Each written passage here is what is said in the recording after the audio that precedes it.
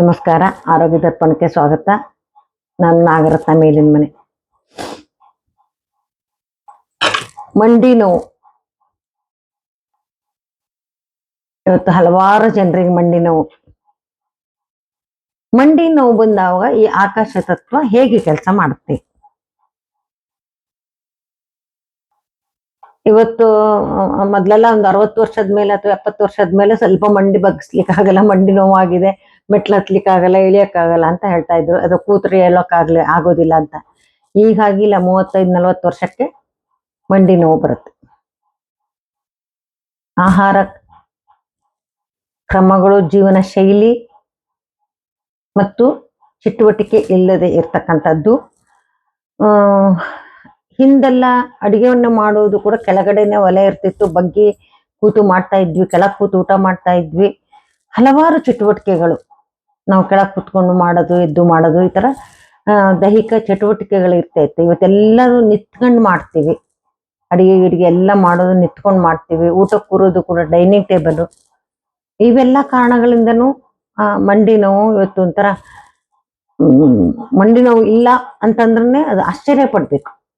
ಯಾರಿಗಾರು ಒಂದು 60 ವರ್ಷ ಆಗಿದವ್ರಿಗೆ ಮಂಡಿ ನೋವು ಏನಿಲ್ಲ, ಕೆಳಗಡೆ ಕೂತ್ಕೊಳ್ತಾರೆ ಅಂತಂದ್ರೆ ಆಶ್ಚರ್ಯದಿಂದ ನೋಡ್ತಾರೆ. ನಮ್ಮಂತವ್ರು ನಾವು ಎಲ್ಲರೂ ಹೋದ್ರೆ ಕೇಳ್ತಾರೆ, ಮೇಡಮ್ ಕೆಳಗಡೆ ಕೂತ್ಕೊಳ್ತೀರಾ ನೀವು? ಕೂತ್ಕೊಳ್ಲಿಕ್ಕೆ ಆಗತ್ತ ಅಂತ. ಕೆಳಗಡೆ ಕೂರ್ಲಿಕ್ಕೆ ಆಗಲ್ಲ, ಯಾಕಂದ್ರೆ ಮಂಡಿ ಬಗ್ಗಿಸ್ಲಿಕ್ಕೆ ಆಗಲ್ಲ, ಫ್ಲೆಕ್ಸಿಬಿಲಿಟಿ ಇಲ್ಲ. ಯಾಕೆ ಬಗ್ಗಿಸ್ಲಿಕ್ಕೆ ಆಗಲ್ಲ? ಫ್ಲೆಕ್ಸಿಬಿಲಿಟಿ ಇಲ್ಲ. ಮಂಡಿನಲ್ಲಿ ಫ್ಲೆಕ್ಸಿಬಿಲಿಟಿ ಇಲ್ಲದಾಗ ಬಗ್ಗಿಸ್ಲಿಕ್ಕೆ ಆಗಲ್ಲ. ನಾವು ಆ ಮಂಡಿ ಜಾಗಕ್ಕೆ ನಾವು ಫ್ಲೆಕ್ಸಿಬಿಲಿಟಿನ ತಂದು ಕೊಟ್ಟಾಗ ಆವಾಗ ಸ್ವಲ್ಪ ಈಸಿಯಾಗಿ ಬಗ್ಗಿಸ್ಬೋದು. ಫ್ಲೆಕ್ಸಿಬಿಲಿಟಿ ಏನು? ಆಕಾಶ ತತ್ವ ಫ್ಲೆಕ್ಸಿಬಿಲಿಟಿಯನ್ನು ಉಂಟು ಮಾಡೋದು. ಅದು ಬಾಗುತ್ತೆ. ಆಕಾಶ ನೋಡಿ, ಆಕಾಶದಲ್ಲಿ ಯಾವ ವಸ್ತು ಬೇಕಾದ್ರೂ ಬಾಗುತ್ತೆ, ಅದನ್ನ ಹಿಡ್ಕೊಳ್ಳೋದಿಲ್ಲ. ಭೂತತ್ವ ಹಿಡ್ಕೊಬಿಡುತ್ತೆ, ಆಕಾಶ ತತ್ವ ಬಾಗಿಸುತ್ತೆ. ಹಾಗೆ ನಮ್ಮ ಮಂಡಿ ಬಾಗ್ಬೇಕು, ಕ್ಲೀನಾಗಿ ಬಗ್ಬೇಕು, ಆರಾಮಾಗಿ ಕುತ್ಕೊಂಡು ಎದ್ದು ಮಾಡ್ಬೇಕು ಅಂತಂದ್ರೆ ನೀವು ಮಂಡಿಯ ರಿಫ್ಲೆಕ್ಸಿಗೆ ನೀವು ಪರ್ಪಲ್ ಕಲರ್ ಹಾಕಿ ನೋಡಿ. ಇದು 2 ಕಾಲು, ಈ 2 ಕಾಲಿನ ಇದು ಮಂಡಿಗೆ ನೀವು ಪರ್ಪಲ್ ಕಲರ್ ಹಾಕ್ಬೋದು.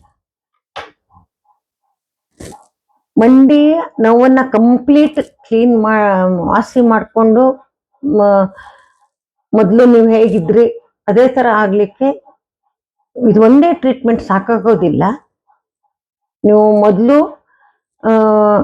8 ದಿವಸ ಬ್ಲ್ಯಾಕ್ ಕಲರ್ ಹಚ್ಚಬೇಕು. ಅವಾಗ ಮಂಡಿಯಲ್ಲಿ ನೋವು ಏನಾದ್ರು ಇದ್ರೆ ಮತ್ತು ಇನ್ಫ್ಲಮೇಷನ್ ಏನಾದ್ರು ಇದ್ರೆ ಅದೆಲ್ಲ ಕ್ಲಿಯರ್ ಆಗತ್ತೆ. ಹಾಗೆ ಕ್ಲಿಯರ್ ಆದ್ಮೇಲೆ ನೀವು ಈ ಪರ್ಪಲ್ ಕಲರ್ ಹಚ್ಚಿ, ಅಲ್ಲಿ ಫ್ಲೆಕ್ಸಿಬಿಲಿಟಿ ಬರುತ್ತೆ. ನೀವು ಆಯ್ತು, ನಿಮ್ಗೆ ಇಷ್ಟು ಪರ್ಪಲ್ ಕಲರ್ ಹಚ್ಚಿದ್ರೂ ಕೂಡ ನಿಮ್ಗೆ ಫ್ಲೆಕ್ಸಿಬಿಲಿಟಿ ಬರಲಿಲ್ಲ ಅಂದ್ರೆ ನೀವು ಅದ್ರ ಜೊತೆಗೆ ನೀವು 1 ವಾರ ಇದನ್ನ ಹಚ್ಚಿ. ಫಸ್ಟ್ 1 ವಾರ ಬ್ಲ್ಯಾಕ್ ಕಲರ್ ಹಚ್ಚಿ, ಸೆಕೆಂಡು 1 ವಾರ ಪರ್ಪಲ್ ಕಲರ್ ಹಚ್ಚಿ. ತುಂಬಾ ಫ್ಲೆಕ್ಸಿಬಿಲಿಟಿ ಬಂದಿಲ್ಲ ಅಂತ ಇಟ್ಕೊಳ್ಳಿ, ಈ ಪರ್ಪಲ್ ಕಲರ್ ಜೊತೆಗೇನು ಹಾಕ್ಬೋದು ಆರೆಂಜ್ ಕಲರ್. ಏನ್ ಮಾಡುತ್ತೆ ಆರೆಂಜ್ ಕಲರ್? ಅಲ್ಲಿ ಇರ್ತಕ್ಕಂಥ ಭೂತತ್ವವನ್ನ ಕಡಿಮೆ ಮಾಡುತ್ತೆ. ಭೂತತ್ವ ಅಂದ್ರೆ ಹಿಡ್ಕೊಳ್ಳೋದು, ಭೂಮಿ ಎಲ್ಲವನ್ನು ಹಿಡ್ಕೊಳ್ಳುತ್ತಲ್ವಾ, ಅಲ್ಲಿ ಭೂತತ್ವವನ್ನ ಕಡಿಮೆ ಮಾಡುತ್ತೆ. ನಿಮ್ಗೆ ಫ್ಲೆಕ್ಸಿಬಿಲಿಟಿನೂ ಉಂಟು ಮಾಡುತ್ತೆ, ಭೂತತ್ವ ಅಲ್ಲಿ ಹಿಡ್ಕೊಂಡಿರೋದನ್ನ ಬಿಡುತ್ತೆ.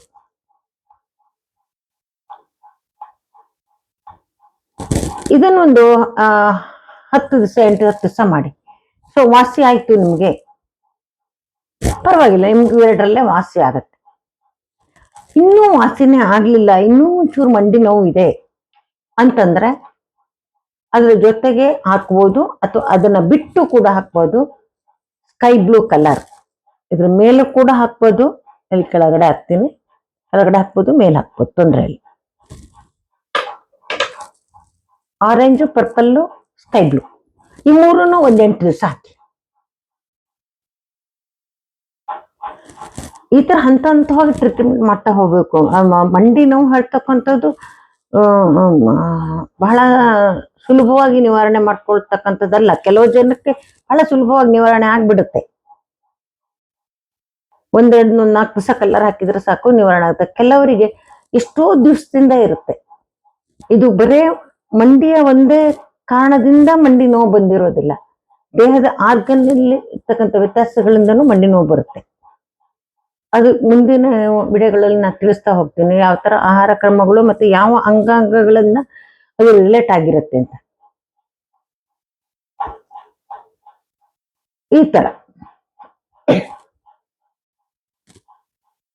Purple colour, first black colour ಹಚ್ಚಿ 1 ವಾರ. ಆ ನಂತರ ಅಲ್ಲಿರ್ತಕ್ಕಂಥ ಇದೆಲ್ಲ ಕಡಿಮೆ ಆಗ್ಲಿ, ಇನ್ಫೆಕ್ಷನ್ ಆಗಿದ್ರೆ, ಇನ್ಫ್ಲಮೇಷನ್ ಇದ್ರೆ, ಅಥವಾ ಒಂದು ಸುಪ್ತ ಅವಸ್ಥೆಗೆ ಹೋಗ್ಬೇಕು. ಬ್ಲ್ಯಾಕ್ ಕಲರ್ ಹಾಕಿ, ನೋವಿದ್ರೆ ಎಲ್ಲ ವಾಸಿ ಆಗುತ್ತೆ. ಆಮೇಲೆ ಪರ್ಪಲ್ ಕಲರ್ ಹಾಕಿ 1 ವಾರ. ಆ ನಂತರ 1 ವಾರ ಪರ್ಪಲ್ ವಿತ್ ಆರೆಂಜ್ ಹಾಕಿ. ಅದ ನಂತರ ಪರ್ಪಲ್ ಆರೆಂಜ್ ಜೊತೆಗೆ ಸ್ಕೈ ಬ್ಲೂ ಕಲರ್ನು ಹಾಕಿ. ನೀವು ಇದನ್ನ ಸತತವಾಗಿ ಪ್ರತಿ ದಿವಸ 4 ಅವರ್ 5-6 ಅವರು ಹಾಕ್ಬೋದು, ಏನು ತೊಂದರೆ ಇಲ್ಲ. ಇದು ಹಾಕಿದ ತಕ್ಷಣ ಪಾತ್ರೆ ತೊಳೆಯಕ್ಕೆ ಹೋಗ್ಬೇಡಿ. ಸ್ವಲ್ಪ ಇದು ಇರುತ್ತಲ್ಲ ಕೊನೆಗೆ, ಹಾಗೆ ಮಾಡಕ್ ಹೋಗ್ಬೇಡಿ. ಅಕಸ್ಮಾತ್ ನೀವು ಇದನ್ನ ಹಚ್ಕೊಂಡ್ರಿ, ನಿಮ್ಗೇನೋ ನೀರ್ ಮುಟ್ಟುವಂತ ಸಮಯ ಬಂತು, ಈಗ 1 ಗಂಟೆ ಹಚ್ಕೊಂಡ್ರಿ ಬೆಳಗಿನ ಹೊತ್ತು, ಮತ್ತಿದ್ಮೇಲೆ ಒಂದು 4 ಗಂಟೆ ಹಚ್ಕೊಳ್ಳಿ, ಮತ್ತೆ ಇನ್ನೊಂದ್ಸಲ ಹಚ್ಕೊಳ್ಳಿ. ಈಗ ಏನಾದ್ರು ನೀರ್ ಮುಟ್ಟಿ ಅಳಿಸೋಯ್ತು ಅಂತಂದ್ರೆ ಮತ್ತೆ ಹಚ್ಕೊಳ್ಳಿ, ಅದ್ರ ಮೇಲೆ ಹಚ್ಕೊಳ್ಳಿ, ಏನೋ ತೊಂದರೆ ಇಲ್ಲ. ಮಂಡಿ ನೋವು ವಾಸಿ ಆಗತ್ತೆ ಇದರಿಂದ. ಇದು ಇಷ್ಟಾದ್ಮೇಲೆ ಇದ್ರ ಜೊತೆಗೆ ಇನ್ನೊಂದಿದೆ ಮಂಡಿ ನೋವಿಗೆ. ನಾನೀಗ ಬರೀ ಆಕಾಶ ತತ್ವದ ಪರ್ಪಲ್ ಕಲರ್ ಬಗ್ಗೆ ಹೇಳಿದ್ರು ಕೂಡ, ಈ ಮಂಡಿ ನೋವು ಬಂದಾಗ ನಾನು ಫುಲ್ ವಿವರವನ್ನು ನಿಮ್ಗೆ ಕೊಡ್ಲೇಬೇಕಾಗತ್ತೆ. ಮಂಡಿಯಲ್ಲಿ ಕಟಕಟ ಸೌಂಡ್ ಬರ್ತಾ ಇತ್ತು, ಮಂಡಿ ಮಡ್ಚ್ದವಾಗ ಬಿಚ್ಚದ ಕುದ್ಕೊಂಡೋಗಿ ಎದ್ದಾವಾಗ ಕಟ್ಕಟ ಅಂತ ಸೌಂಡ್ ಬರ್ತಾ ಇದ್ದು ಅಂತಂದ್ರೆ, ನೀವು ಒಂದ್ 8 ದಿವಸ ಗ್ರೀನ್ ಕಲರ್ ಹಾಕ್ಬೇಕು. ಯಾಕೆಂದ್ರೆ ಅಲ್ಲಿ ಫ್ಲೂಯಿಡ್ ಕಡಿಮೆ ಆಗಿ ನಿಮ್ಗೆ ಆತರ ಸೌಂಡ್ ಬರುತ್ತೆ.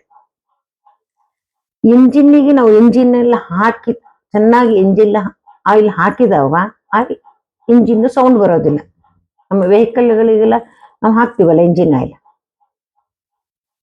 ನೀವು ಎಂಜಿನ್ ಆಯಿಲ್ ಹಾಕ್ದೇನೆ ವರ್ಷಾನುಗಟ್ಲೆ ಅದನ್ನು ಉಪಯೋಗಿಸಿದ್ರೆ ಕೊನೆ ಕರ ಕರ ಕರ ಸೌಂಡ್ ಬರುತ್ತೆ. ಒಂದು ಬ್ರೇಕ್ ಹಾಕಿ ಸರಿ ಕೈ ಅಂತ ಸೌಂಡ್ ಬರುತ್ತೆ. ಇದು ನಿಮ್ಗೆಲ್ಲ ಗೊತ್ತಿರ್ತಕ್ಕಂಥದ್ದೇ. ಎಲ್ಲ ಜಾಯಿಂಟ್ಗಳಿಗೂ ಕೂಡ ಲಿಕ್ವಿಡ್ ಅಂಶ ಬೇಕೇ ಬೇಕು, ಫ್ಲೂಯಿಡ್ ಅಂಶ. ಅದು ಈಸಿಯಾಗಿ ಮೂವ್ ಆಗ್ಲಿಕ್ಕೆ ಅಲ್ಲಿ ಲಿಕ್ವಿಡ್ ಅಂಶ ಬೇಕೇ ಬೇಕು. ಜೆಲ್, ಸಾರ್ಟ್ ಆಫ್ ಜೆಲ್ ಇರುತ್ತೆ, ಆ ಜೆಲ್ಲಿನ ಮೂಲಕನೇ ಅದು ಫ್ರಿಕ್ಷನ್ ಮೂವ್ಮೆಂಟ್ ಆಗ್ತಾ ಇರುತ್ತೆ. ಇವಷ್ಟನ್ನು ಹಚ್ಕೊಳ್ಳಿ. ಮತ್ತೆ ಏನಾದ್ರು ಕಟಕಟ ಸೌಂಡ್ ಬರೋ ಅಂತವ್ರಿಗೆ ನೀವು ಗ್ರೀನ್ ಕಲರ್ ಹಚ್ಚಿ. ಇದು ನೀವು ಒಂದ್ಸಲ 1 ವಾರ ಹಚ್ಚಿದ ತಕ್ಷಣ ವಾಸಿ ಆಗ್ಬಿಟ್ಟು ಅಂತ ಅನ್ಕೊಂಡ್ಬಿಡಿ, ಆಗೇ ಬಿಡುತ್ತೆ ಅಂತ ಅನ್ಕೊಳ್ಬೇಡಿ.